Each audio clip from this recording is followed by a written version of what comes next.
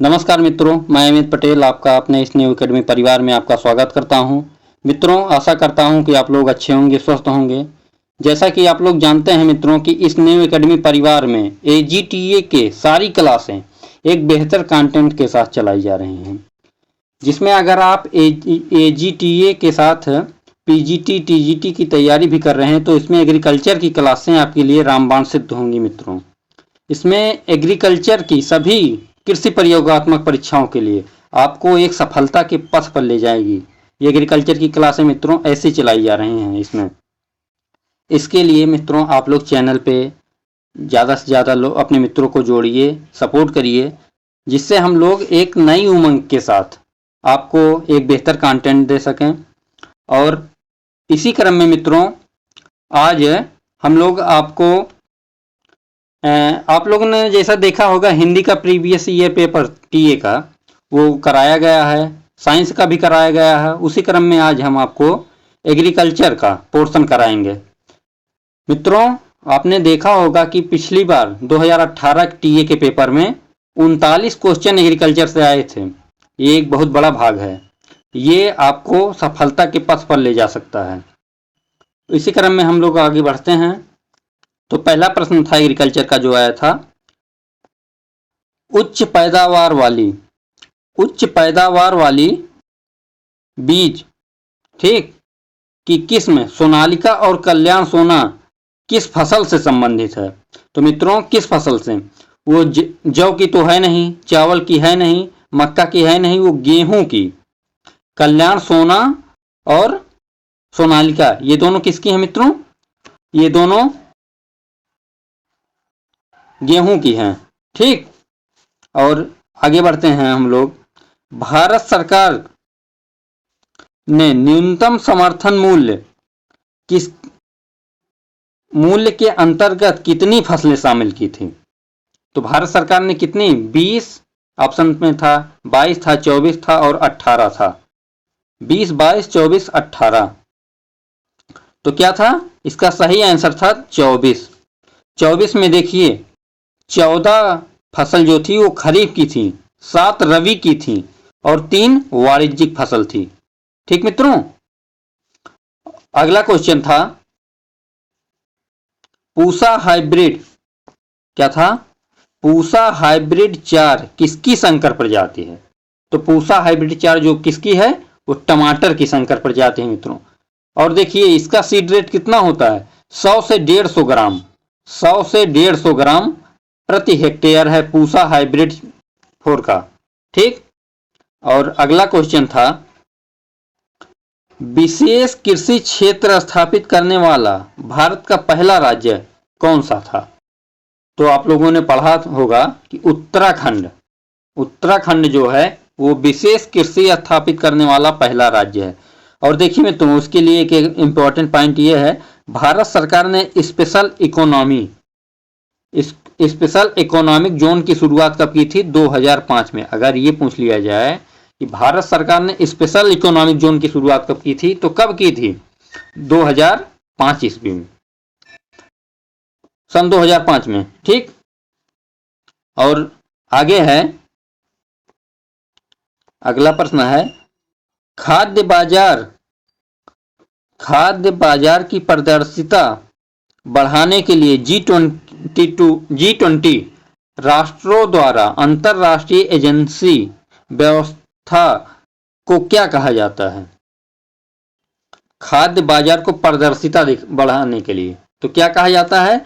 कृषि बाजार सूचना प्रणाली कहा जाता है। मित्रों, क्या कहा जाता है? कृषि बाजार सूचना प्रणाली। स्थापना कब हुई थी इसकी? 2011 में। कृषि बाजार सूचना प्रणाली की स्थापना 2012 में हुई थी। आगे प्रश्न है निम्न में से कौन सा पूर्णतः जड़ परजीवी है? तो पूर्णतः जड़ परजीवी क्या है? ओरोबाइंकी था, कस्कुटा है, इसको अमरबेल भी कहते हैं। कस्कुटा को क्या कहते हैं? अमरबेल भी कहते हैं। लोरेंथस है, साइप्रस मोथा है, ये तो है नहीं। तो क्या हम लोग, आपने जो एग्रीकल्चर की क्लास देखी होगी तो उसमें था एक प्लांट पैरासाइट, उसमें हमने क्या बताया था आपको? Close, CLOS। क्लोज बताया था ना, क्लोज से कस्कुटा, लोरेंथस, ओरोवैंकी, स्ट्राइगा, यही तो बताया था।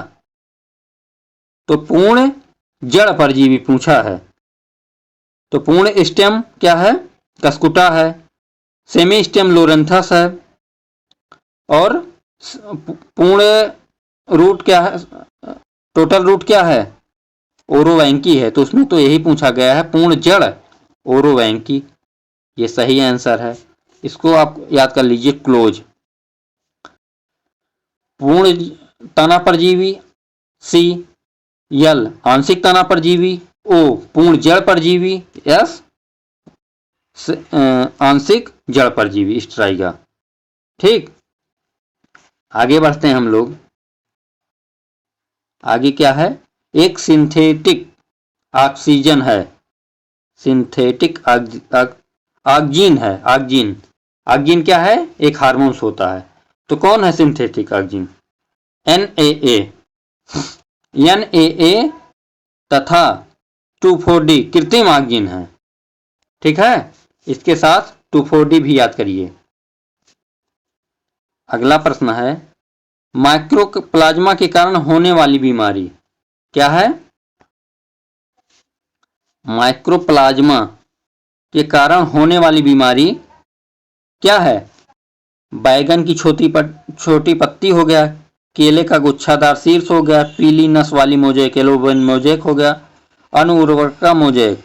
तो इसमें क्या है, शुरू से ही पढ़ते आ रहे हैं कि बैगन की छोटी पत्ती किसके कारण होती है, माइकोप्लाज्मा के कारण।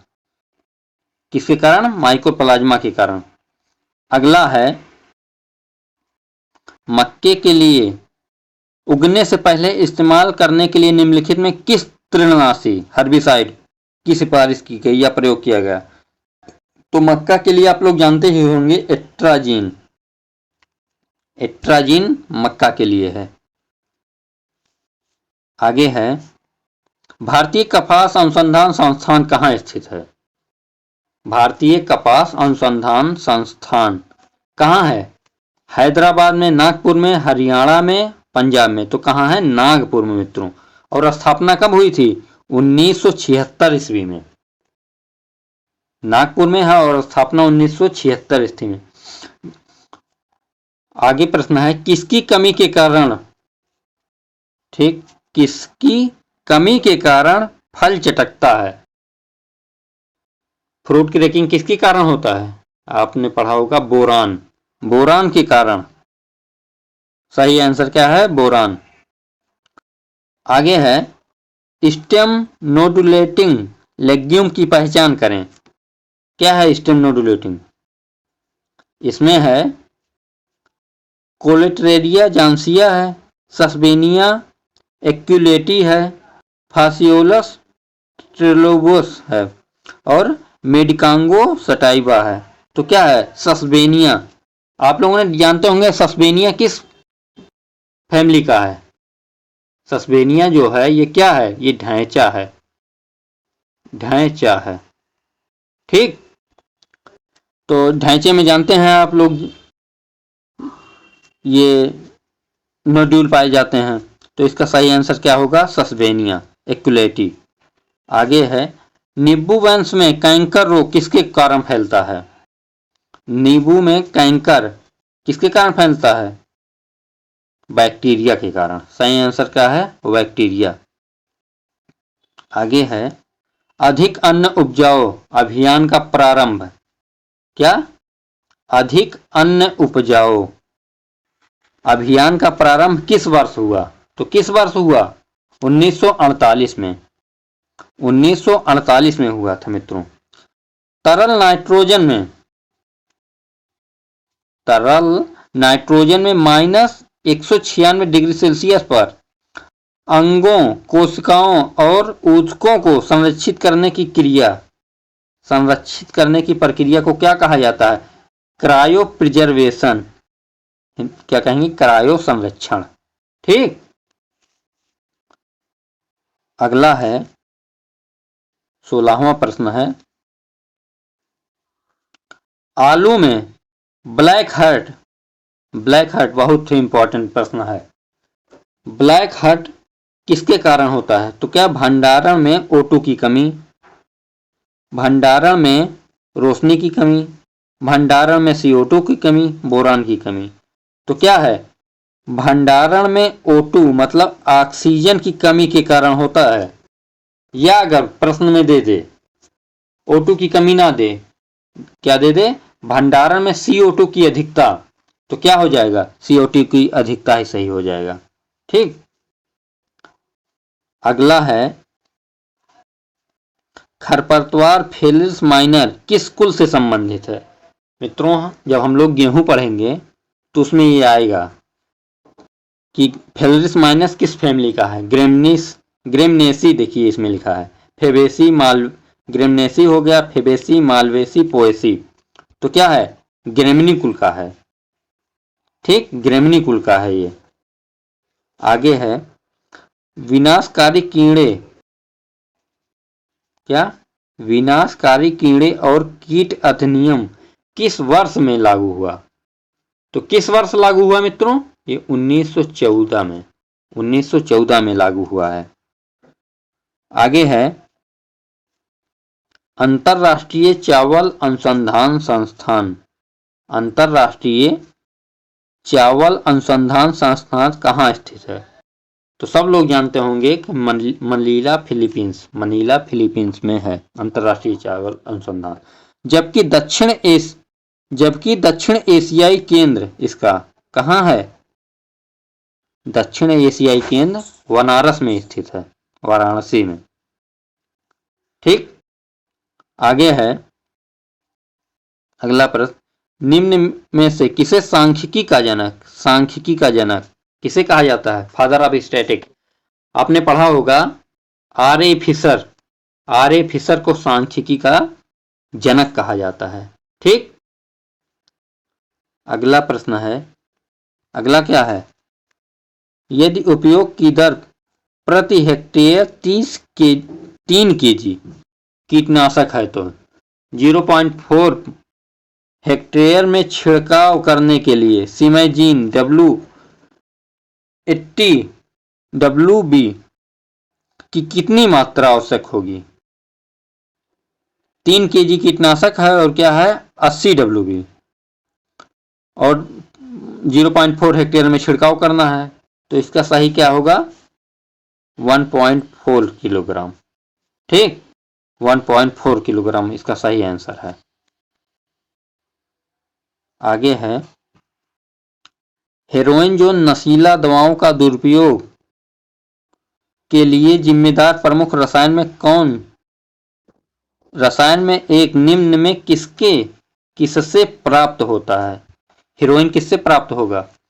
आप लोगों ने सुना होगा ये पोस्ते के पौधे से, इसके फल के लेटेक्स से प्राप्त होता है। 23 नंबर। आगे है, क्या है प्रश्न? छिड़काव किए जाने वाले द्रव की सांद्रता की गणना करें जब 1.5 मोनो क्रोटोफास 36 SC को 1000 छिड़काव का द्रव बनाकर 2 हेक्टेयर मिर्च की फसल में प्रयोग करें 1000 लीटर पानी में। तो क्या इसकी मात्रा कितनी होनी चाहिए? 0.5% ये इसका घोल बनेगा। सही आंसर क्या है? 0.5। आगे क्या है? गन्ने के मामले में रोपण की सामग्री कहां से प्राप्त करते हैं? गन्ने के मामले में रोपण की सामग्री, इसमें क्या था? गन्ने के निचले 1/3 भाग, गन्ने का ऊपरी 1/3 भाग, गन्ने का मध्य 1/3 भाग या पार्श्व की कलिका। इसका सही आंसर है ऊपरी 1/3, ऊपरी भाग 1/3 भाग। आगे है कपास में स्टेम का उपयोग किसके प्रबंधन के लिए किया जाता है? स्टेम क्या है? स्टेम एक इंसेक्टिसाइड है। क्या है? इंसेक्टिसाइड। इसका प्रयोग किसके लिए? चूसक जो चूसक कीट होते हैं उनके लिए किया जाता है। ठीक, आगे है तंबाकू की प्रति हेक्टेयर बीज दर। तंबाकू की फसल के लिए प्रति हेक्टेयर बीज दर कितनी होनी चाहिए? 3 से 5 किलोग्राम। ठीक, आगे है पार्थेनियम को किस जैव एजेंटों का प्रयोग करके नियंत्रण किया जाता है? तो किसका प्रयोग पार्थेनियम के लिए किया जाता है? जाइगोग्रामा विकुलोराटा। ठीक, जाइगोग्रामा विकुलोराटा का प्रयोग किया जाता है पार्थेनियम के नियंत्रण के लिए। आगे है लहरदार और रेतीली भूमि की सिंचाई के लिए। लहरदार या रेतीली भूमि के लिए हम लोगों ने जब सिंचाई पढ़ा था तो उसमें पढ़ा था कि ऊंची नीची, तो लहरदार वही तो होगी, ऊंची नीची। उसके लिए कौन सा है? फव्वारा, स्प्रिंकलर इरिगेशन। ठीक, आगे है किस हार्मोन्स का प्रयोग या उपयोग तृणनाशक हर्बिसाइड के रूप में किया जाता है? तो 2,4-D हमने पहले ही बता चुका है कि 2,4-D का प्रयोग इंसेक्टिसाइड के रूप में भी किया जाता है। इसका सही आंसर होगा 2,4-D। आगे है अगला है निम्न में से कौन सा शब्द रेशम के कीड़े के वाणिज्यिक पालन से संदर्भित है? तो क्या है? वेरिकल्चर, सेरिकल्चर, लिटिकल्चर, पीसीकल्चर। तो क्या है सही आंसर? सेरिकल्चर। सेरिकल्चर के अंतर्गत किसका अध्ययन किया जाता है? रेशम कीट का। पीसी के अंतर मछलियों का। पीसी को एक्वाकल्चर भी कहते हैं। ठीक, अगला है ऐसे उर्वरक जो 2 या 2 से अधिक प्राथमिक पोषक तत्वों की आपूर्ति करता है वह क्या कहलाता है? 2 या 2 से अधिक मिल रहा है तो मिश्रित उर्वरक हो जाएगा। ठीक, इसका सही आंसर होगा मिश्रित उर्वरक। आगे है उस दिन को वर्षा दिन माना जाता है जिस दिन वर्षा होती है। कितना वर्षा हो जाए तो वर्षा दिन माना जाता है? 2.5 mm। अगर एक दिन में 2.5 mm की वर्षा होती है तो उसे क्या माना जाता है? वर्षा दिन माना जाता है। और विश्व में सबसे ज्यादा वर्षा भारत की कहां होती है? चेरापूंजी में होती है। ठीक, अगला है प्रश्न था उसमें रुई के एक गांठ का वजन, रुई के एक गांठ का वजन है क्या? ऑप्शन में क्या क्या था?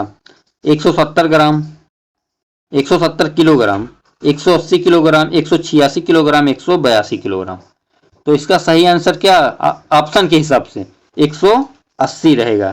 ठीक, लेकिन रुई के एक गांठ का वजन कितना होता है?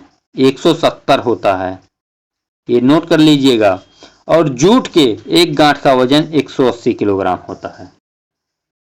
ठीक, लेकिन ऑप्शन के हिसाब से वहां रुई के एक गांठ का वजन पूछा था पिछली बार 2018 के टीए के पेपर में, तो क्या रहेगा? 180।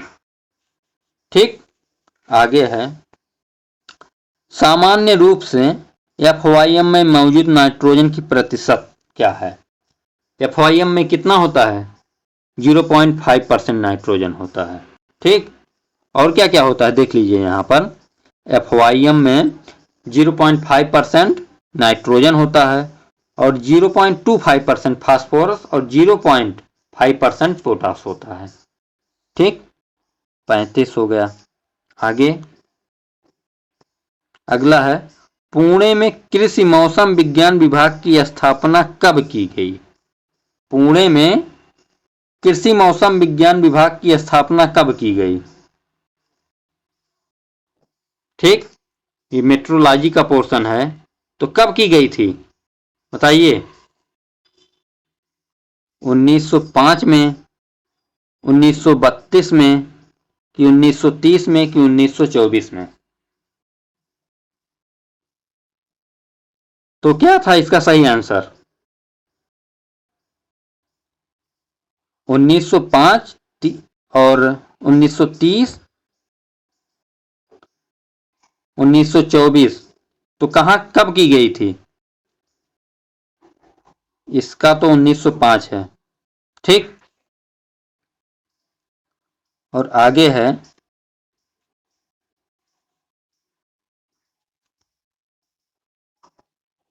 पुस्तक फंजी एंड प्लांट डिसीज के लेखक कौन है? केसी मेहता क्या है? राष्ट्र के हैं इंडियन। तो इसका सही आंसर क्या हो जाएगा? बीवी मुंडकर। ये है फंजी एंड प्लांट डिजीज के लेखक। अगला क्वेश्चन है रेपसीड अरहर, रेपसीड अरहर हाइब्रिड मक्का, ज्वारी और जूट के बीज गुणक अनुपात।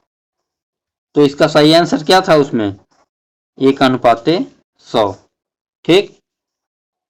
अगला है विश्व में मूंगा रेशम, विश्व में मूंगा रेशम का अग्रणी उत्पादक देश। तो मूंगा रेशम का क्या है? भारत है। सभी रेशम, जितनी भी रेशम हो हैं उनमें भारत सब प्रथम स्थान पे है। लेकिन अगर प्रदेश की बात की जाए, ठीक, तो क्या है? आंध्र प्रदेश। आंध्र प्रदेश नहीं, डाटा मेरे ख्याल से असम हो गया है। इसको हम देख के बता देंगे कि कौन सा राज्य है। पहले तो कर्नाटक था। कर्नाटक है सभी रेशम में भारत में।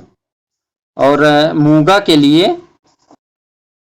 ये क्लियर नहीं है, लेकिन पहले कर्नाटक था, अब असम हो गया है मेरे ख्याल से। तो इसको हम देख के बता देंगे। तो मित्रों 39 क्वेश्चन आया था एग्रीकल्चर का, 39 क्वेश्चन टीए में। तो आप सोचिए ये 39 क्वेश्चन आपको सिलेक्शन की ओर ले जा सकते हैं। ऐसा नहीं है कि आप लोग खाली हिंदी पढ़िए, खाली रीजनिंग पढ़िए, उन सब के साथ एग्रीकल्चर भी एक बहुत ही इम्पोर्टेंट पॉइंट है। ठीक। तो मित्रों अगर वीडियो अच्छी लगी तो लाइक करिए, शेयर करिए और चैनल को ज़्यादा से ज़्यादा सब्सक्राइब करिए। ठीक है। और फिर हम लोग मिलते हैं एक बेहतर क्लास के साथ कल। फिर आज के लिए बस इतना ही। जय हिंद, जय भारत, वंदे।